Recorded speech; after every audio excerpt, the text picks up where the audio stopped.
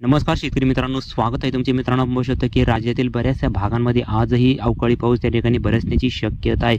मित्रांनो, आपण बघू शकतो की राज्यातील बऱ्याचशा भागांमध्ये दक्षिण पश्चिम महाराष्ट्रात त्या ठिकाणी अवकाळी पावसाने हजेरी लावली.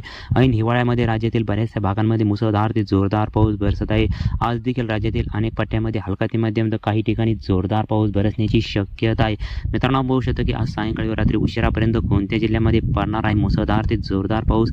त्या अगोदर शेतकरी मित्रांनो, तुम्ही जरा चॅनलवरती नवीन असाल तर चॅनलला जरूर सबस्क्राईब करा.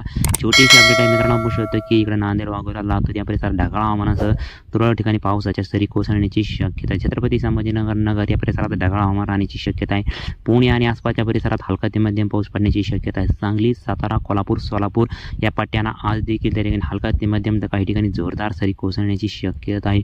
कोल्हापूर, पणजी, कोकण किनारपट्टीला देखील हलका ते मध्यम तर काही ठिकाणी जोरदार पाऊस बरसण्याची शक्यता आहे.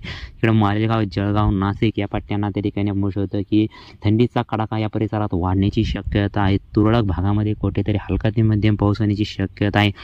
खास करून या परिसरात ढगाळ हवामान कायम राहण्याची शक्यता आहे. विदर्भात देखील तुरळक भागामध्ये हलका ते मध्यम तर काही ठिकाणी जोरदार पावसाच्या सरी येण्याची शक्यता आहे. परंतु सांगली, सातारा, कोल्हापूर, सोलापूर या पट्ट्यांना आज देखील त्या ठिकाणी हलका ते मध्यम तर काही ठिकाणी जोरदार सरी येण्याची